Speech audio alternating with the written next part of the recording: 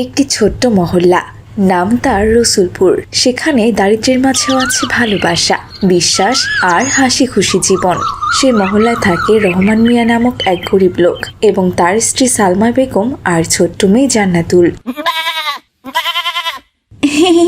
কি রে বকুল, খাচ্ছিস না কেন? শুধু ম্যামে করছিস? এই ঘাসটা কি তোর পছন্দ না নাকি বলতো? দেখ, আমি নিজ হাতে তুলেছি এসব ঘাস, একটুখানি মুখে দিয়ে দেখ, তা না হলে কিন্তু আমি রাগ করব। দেখেছো পাগলি মেয়েটার কাণ্ড, সারাক্ষণ ওই ছাগলের পেছনে পড়ে থাকে, স্কুলেও যায় না ঠিক মতো। ছাগলের সাথে কি সব আজে বাজে কথা বলে সারাক্ষণ। ছাগল কি মানুষের কথা বুঝতে পারে? যাই, ওকে গিয়ে বলি তাড়াতাড়ি স্কুলে যেতে। এরপর সালমা টিপ টিপ পায়ে চলে গেল জান্নাতুলের কাছে আর গিয়ে বলল, কি রে মা, তুই এখনো বকুলকে খাওয়াচ্ছিস? বকুলের সাথে কথা বলছিস যে? স্কুলে যাবি কখন মা? মা, স্কুলের আরো আধা ঘন্টা সময় আছে, বকুলকে খাইয়েই আমি চলে যাব। কিন্তু দেখো না মা, বকুল তো আজ ঘাস খেতেই যাচ্ছে না, শুধু ম্যামা করছে। মনে হচ্ছে ওর শরীরটা একদম ভালো না, ওকে অসুস্থ লাগছে। তুমি একটু খেয়াল রেখো, আমি ওকে এখানে রেখে স্কুলে যাচ্ছি। আচ্ছা ঠিক আছে মা, আমি খেয়াল রাখবো। তুই এখন স্কুলে যা তো, আর গড়িমসি করিস না। বকুল, তুই তাহলে থাক, আমি স্কুলে যাচ্ছি। স্কুল থেকে ফিরে এসে আবার আমাদের দেখা হবে, কেমন? হয়েছে রে মা, হয়েছে। আমি তো তোকে বললামই আমি বকুলের খেয়াল রাখবো। এখন তাড়াতাড়ি স্কুলে যা তো। এরপর জান্নাতুল সেখান থেকে চলে যায় আর রেডি হয়ে সে স্কুলের উদ্দেশ্যে রওনা করে। স্কুলে গেলে তার বান্ধবীরা সবাই তাকে খেপাতে থাকে। ম্যা ম্যা ওই দেখ দেখ, ছাগলের মা এসেছে। ম্যা ম্যা। তুই একদম ঠিক বলেছিস মিলি, ও তো ছাগল চড়াতে চড়াতে ছাগলের মাই হয়ে গেছে। সারাক্ষণ ছাগলের সাথে সময় কাটায় আর কি সব ফিস ফিস করে ছাগলের সাথে কথা বলে। ছাগলের একটা নামও দিয়েছে, বকুল। দারুণ হাস্যকর হয়েছে নামটা। তোমরা এভাবে বলছো কেন? ছাগল পালন করা, ছাগলকে ভালোবাসা কি অপরাধ? আমাদের প্রিয় নবী হযরত মুহাম্মদ সাল্লাল্লাহু আলাইহি ওয়াসাল্লাম তো একসময় ছাগল চড়াতেন। তাহলে কি এখন তোমরা তাকে নিয়ে ঠাট্টা করবে নাকি বলো তো? ছাগল আমার খুব পছন্দের প্রাণী, তাই আমি ছাগলকে লালন পালন করি। তোমরা যত যাই বলো না কেন, আমি ছাগল পালন থেকে সরে আসবো না। ছাগল আমার খুব পছন্দ।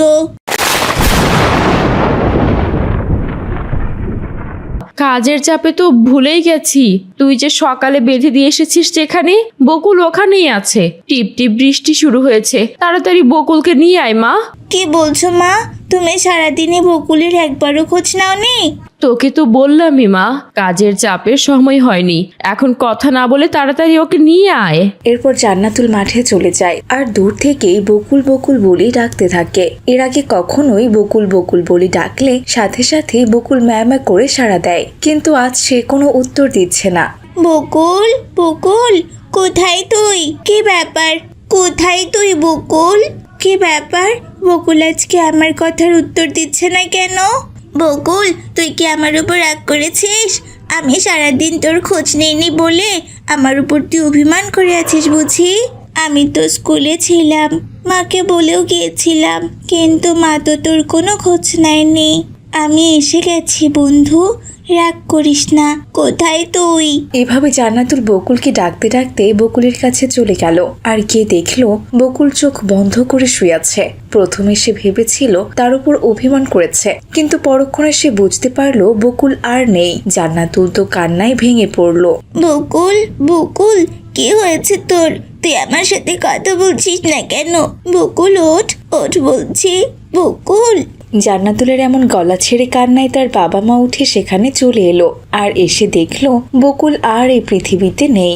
মা দেখো দেখো, আমার বকুল আমাকে ছেড়ে সারা জীবনের জন্য চলে গেছে। তোমাকে আমি সকালবেলা বলেছিলাম বকুল অসুস্থ, ও কিচ্ছু খাচ্ছে না, তুমি আমার কোনো কথাই শোনো না। এখন দেখলে তো কি হলো, বকুলকে ছাড়া এখন আমি কি করে থাকবো বলো তো? কাঁদিস না রে মা, আমার ভুল হয়ে গেছে। আমি বুঝতে পারিনি বকুল এতটা অসুস্থ ছিল। আমার ওর খোঁজ নেওয়া উচিত ছিল। আমার কারণে ওকে মরতে হলো। চল মা, বাড়ি চল। আরে মা, তোর মা তো ঠিক কথাই কইছে। যা হওয়ার তো হইয়াই গেছে। মৃত জিবরা কখনো ফিরে আহে না রে মা। আমি বকুল রে মাটি চাপা দিয়ে আইতাছি, তুই বাড়ি যা মা। এরপর জান্নাতুল কাঁদতে কাঁদতে সেখান থেকে চলে যায়। এভাবে বেশ কয়েকদিন কেটে গেল, কিন্তু জান্নাতুলের কান্না একেবারেই থামছে না। সে বকুলের জন্য সারাক্ষণ মন খারাপ করে থাকে। জান্নাতুলের বাবা মা মেয়ের দিকে একেবারে তাকাতেই পারেন না। একদিন হঠাৎ জান্নাতুলের বাবার সাথে হুজুরের দেখা হলো। আসসালামু আলাইকুম রহমান ভাই, আপনাকে এত চিন্তিত দেখাচ্ছে কেন? হুজুর আর কইবেন না, আমার মাইয়া জান্নাতুলের কান্না আমি যে কোনোভাবেই থামাইতে পারতাছি না। ওর প্রিয় ছাগলটা মারা গেছে হুজুর, আর নতুন কইরা যে একটা ছাগল কিনমু সেইটার টাকাও যে আমার কাছে নাই হুজুর। হ্যাঁ, ছাগল পালন করা খুবই বরকতময় কাজ। আমাদের প্রিয় নবী সাল্লাল্লাহু আলাইহি ওয়াসাল্লাম নিজেও ছাগল চড়াতেন এবং ছাগলের দুধ খেতেন। আচ্ছা ঠিক আছে রহমান ভাই, মসজিদের দান বাক্সে কিছু টাকা আছে, আপনি সেই টাকা দিয়ে একটা ছাগল কিনে নেন। বাচ্চা হলে বিক্রি করে টাকাটা আপনি ফেরত দিয়েন। ইনশাল্লাহ ছাগলের মধ্যে আল্লাহ বরকত দেবেন। হুজুর আপনি আমার খুব বড় উপকার করলেন। মাইয়াডারে আমি কিছুতেই বুঝাইতে পারতাছিলাম না। এখন যদি ওর একটু কান্না থামে, আল্লাহ আল্লাহ আপনারে উত্তম প্রতিদান দিক। আরে রহমান ভাই, আল্লাহ আমাদের সবসময় পরীক্ষায় রাখেন আর যার যার সামর্থ্য অনুযায়ী সাহায্য করতে বলেন। আপনি শুধু সত্য মন নিয়ে চেষ্টা করবেন, সেটাকেই আল্লাহ খুশি মনে দেখবেন। এরপর জান্নাতুলের বাবা হুজুরের কাছ থেকে টাকা নিয়ে জান্নাতুলকে সাথে করে বাজারে যায় ছাগল কিনতে। আব্বু, ওই সাদা ছাগলটা দেখো কত সুন্দর। ওর নাম কি? ওর নাম হইতাছে গিয়া বকুল, খুবই শান্ত আর বুদ্ধিমান ছাগল। কি বললেন? ওর নাম বকুল? বাবা, আমার ওই ছাগলটাই চাই। আমার ছাগলের নামও বকুল ছিল। আমি এই বকুলকে পেলে আমার আগের বকুলের কথা ভুলে যাব বাবা। ভাই একটু বেশি দাম পড়বো, কারণ ছাগলটাই একটা বিশেষ ছাগল। বাবা প্লিজ, এই বকুলটাকে নাও না। একটু দাম বেশি হলে তাতে কি সমস্যা? আল্লাহ চাইলে বরকত হবে। এরপর অনেক দর কষাকষি করে জান্নাতুলের বাবা ছাগলটিকে ৩,০০০ টাকায় কিনে নিল। এদিকে নতুন বকুল তাদের জীবনেও যেন নতুন আলো এনে দিল। জান্নাতুল নতুন বকুলকে পেয়ে খুব খুশি হলো। সে এত আনন্দিত হয়েছে যে খুশি যেন তার মনে ধরছেই না। সে বকুলকে নিয়ে সোজা ঘাস খাওয়াতে চলে গেল। বকুল, এই নে তোর জন্য মিষ্টি ঘাস এনেছি। তখন সেদিক দিয়ে মিলি, মাহাদি, রাদিয়া যাচ্ছিল খেলতে। তারা জান্নাতুলকে উদ্দেশ্য করে বলল, কিরে ছাগলের মা, আবার নতুন ছাগল পেয়েছিস নাকি তুই? হ্যাঁ, এটা আমার নতুন ছাগল। জানিস মিলি, এর নামও বকুল। আমি একে পেয়ে আমার পুরাতন বকুলের কথা ভুলে গেছি। হ্যাঁ হ্যাঁ, তুই তোর ওই বকুলকে নিয়েই থাক, তোর আর খেলাধুলা করতে হবে না। আমরা মাঠে যাচ্ছি খেলতে, আর তুই কি না ছাগলের ম্যামের ডাক শুনছিস। তোর ছাগলের মা হয়েই থাকতে হবে, তোর দ্বারা আর খেলা হবে না। আমি তাই করব। এই ছাগলে একদিন আমাদের অভাব দূর করবে ইনশাল্লাহ। তোরা দেখে নিস, আমাকে যতই অপমান করিস না কেন, সেদিন তোরাই আমার প্রশংসা করবি, এই আমি বলে দিলাম। হ্যাঁ, দেখা যাবে সেদিন কবে আসে। আজে বাজে কথা বলছে, পাগলি মেয়ে একটা। আরে ধুর, পাগলি বলছি কেন, ও তো ছাগলের মা। এভাবে মিলির সহপাঠীরা তাকে অপমান করে চলে গেল। সে জানে এই ছাগলই একদিন তার অভাব ঘুচাবে, তাদের সকল দুঃখ দুর্দশা মাটি চাপা দিবে। সে ছাগলের যত্ন আরো বাড়িয়ে দিল। আস্তে আস্তে বকুল প্রেগনেন্ট হয়ে গেল। দিন যায়, মাস যায়। একদিন বকুলের বাচ্চা প্রসবের সময় হলো। আলহামদুলিল্লাহ, একটা বাচ্চা জন্মেছে। জান্নাতুল দেখ মা, বাচ্চাটা কত সুন্দর দেখতে। ওহ সত্যি তাই, কত সুন্দর বাচ্চা। সাব্বাস বকুল। এভাবে একে একে দ্বিতীয়, তারপর তৃতীয়, চতুর্থ, এরপর এক এক করে 7টি বাচ্চার জন্ম হলো। আল্লাহু আকবার, আল্লাহু আকবার, আল্লাহু আকবার। আমাদের 7টা ছাগলের বাচ্চা হয়েছে। হ, তাই তো দেখতাছি মা, এইটাই তো আল্লাহর রহমত। হুজুর ঠিকই কইছেন, আল্লাহ বরকত দেবেন। আল্লাহ এমন বরকত দিছেন যে আমাদের পরিবারের হৃদয় একদম ভরায়া দিছে। এরপর মহল্লার সবাই সে ছাগলকে দেখতে চলে এলো। হুজুরও সেখানে এলো। দেখো দেখো ভাইরা, এই ছাগল মসজিদের দানের টাকায় কেনা হয়েছিল। আল্লাহ কেমন রহমত দিয়েছেন ছাগলের মধ্যে, তিনি 7টি বাচ্চা দিয়েছেন। হ্যাঁ, আমাদের এখন খুব লজ্জা লাগছে। আমরা জান্নাতুলকে অপমান করে ছাগলের মা বলতাম। আমাদের ক্ষমা করো জান্নাতুল। হ্যাঁ মিলি, আল্লাহ সবাইকে ক্ষমা করতে ভালোবাসেন। তাহলে আমি ক্ষমা না করার কে বলো তো? এরপর জান্নাতুলের আদর যত্নে ছাগলগুলো দিন দিন বড় হয়ে যায়। ছোট্ট বন্ধুরা, তোমাদের কার কার বাড়িতে ছাগল আছে আর কার কার বাড়িতে ছাগল নেই তা অবশ্যই কমেন্ট করে জানাবে। আজ তাহলে এখানেই বিদায় নিচ্ছি বন্ধুরা, ভালো থেকো তোমরা।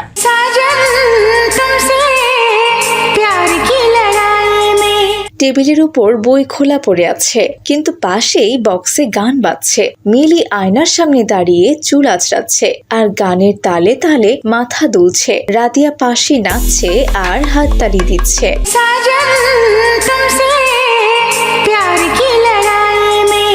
আপু, তুমি কত সুন্দর গাও, একদম ইউটিউবের গায়িকাদের মতো। তোমার তো ভাইরাল হওয়া উচিত। ভাইরাল তো আমি একদিন হবই হব, দেখবি বড় হয়ে আমি খুবই নাম করব, বুঝেছিস? আমাকে সবাই মিউজিক কুইন বলে ডাকবে, তখন তুই আমার ম্যানেজার হবি। সত্যি আপু, তুমি ভাইরাল হবে, তুমি একদিন বিখ্যাত হবে, সবাই তোমার গান শুনবে। অবশ্যই সবাই শুনবে। আমি কি কম সুন্দর গান করি নাকি বলতো? এমন সময় দরজার বাইরে থেকে মিলির আম্মুর মৃদু কণ্ঠ ভেসে আসে। মিলি, রাদিয়া, তোমরা এখনো তৈরি হওনি? আজ তো স্কুলে পরীক্ষা আছে মা। এই তো আম্মু, গানটা শেষ হলেই যাচ্ছে।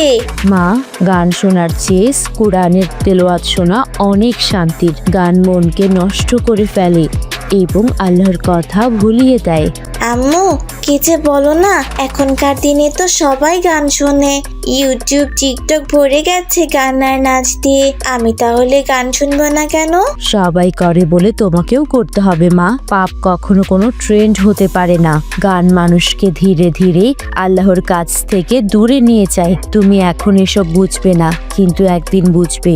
গান অন্তরকে কালো করে দেয়। এরপর মিলি কিছু না বলে চুপ করে যায়, কিন্তু মুখে তার অখুশির ছাপ। এরপর সে স্কুলে চলে যায়। স্কুলের টিফিনের সময় মাঠে বাচ্চারা খেলছে। মিলি বেঞ্চে বসে ইয়ারফোনে গান শুনছে। পাশ থেকে সাইম এসে বলে, এই মিলি, তুই খেলবি না? খেলা তো শুরু হয়ে গেছে। না রে, একটা নতুন গান বের হয়েছে, হার্টবিট রিমিক্স। শুনেই মনটা একেবারে ভালো হয়ে যাচ্ছে। তুই দিন দিন পুরাই গান পাগলি মেয়ে হয়ে যাচ্ছিস। এখন তো নামাজ পড়তে বললেও বলিস মুড নাই। আরে সাইম, গান তো মনকে রিল্যাক্স করে। গান শুনলে আমার খুব ভালো লাগে। ভালো লাগে, কিন্তু সেটা তো স্থায়ী না মিলি। গানের আনন্দ শেষ হলে মন আরো শূন্য লাগে। কখনো কি খেয়াল করেছিস? এমন সময় স্কুলের মসজিদ থেকে আজানের সুর ভেসে আসে।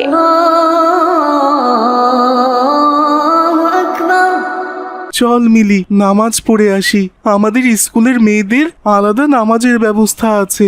তাছাড়া হুজুরের আজকে ইসলাম শিক্ষা ক্লাসও আছে। হুজুর ক্লাসে এলে জিজ্ঞাসা করবে কে কে নামাজ পড়েছে। তুই যা, আমি নামাজ পড়বো না। হুজুরের যা বলার উনি নিজে এসে আমাকে বলবে। এরপর সাইম সেখান থেকে চলে যায়। মিলি আবারও তার গান শোনায় মন দেয়।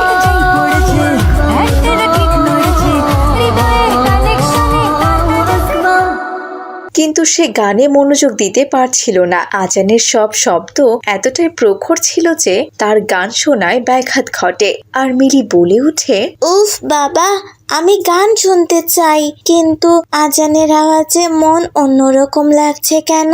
এমনি করে টিফিনের সময় পার হয়ে যায়। মিলি ক্লাসে চলে যায়। কিছুক্ষণ পরে ক্লাসে হুজুর আসে। বাচ্চারা, তোমরা কি জানো গান মানুষের হৃদয় থেকে আল্লাহর ভালোবাসা মুছে দেয়? রাসূল সাল্লাল্লাহু আলাইহি ওয়াসাল্লাম বলেছেন, যে ব্যক্তি পৃথিবীতে গান শুনে আনন্দ পায়, কিয়ামতের দিন তার কানে গলিত সীসা ঢালা হবে। হুজুর, গান শোনার এত ভয়ঙ্কর শাস্তি কেন? কারণ গান শয়তানের অস্ত্র।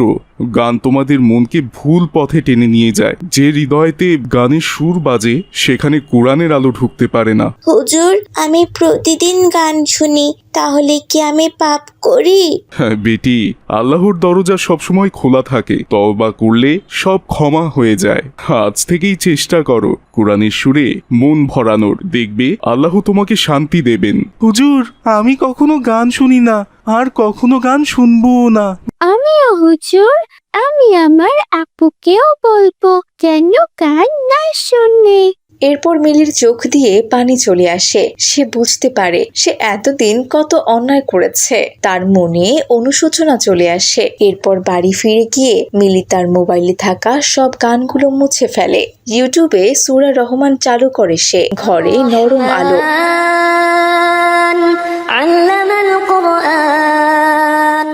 আল্লাহ, আমি ভুল করেছি। আমি ভেবেছিলাম গান আমাকে আনন্দ দেয়, কিন্তু এখন বুঝলাম আসল শান্তি, আসল প্রশান্তি শুধু তোমার কালামে আছে।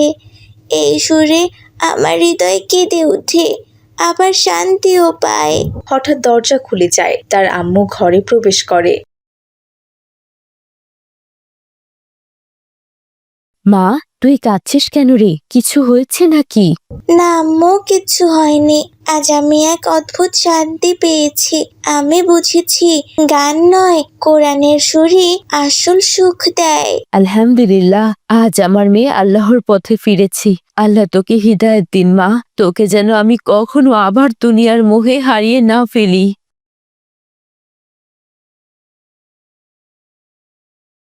আপুরে, আমি তো জানতাম না তুই কাঁদছিস, ভাবছিলাম গান বাজাচ্ছিস। আপু, আমি আর গান শুনবো না। তুই আমাকে প্রতিদিন একটু কোরআন শোনাবি, ঠিক আছে? ঠিক আছে রাতিয়া, প্রতিদিন একসঙ্গে শুনবো। আজ থেকে আমাদের ঘরে শুধু কোরআনের সুর বাজবে, অন্য কিছু নয়। আমার দুই মেয়ে আজ কোরআনের ছায়ায় ফিরে এসেছে। আলহামদুলিল্লাহ, এর চেয়ে বড় সুখ দুনিয়ায় কিচ্ছু নেই। তিনজন একে অপরকে জড়িয়ে ধরে। পেছনে সূরা আর রহমানের তিলাওয়াত ধীরে ধীরে বাজছে।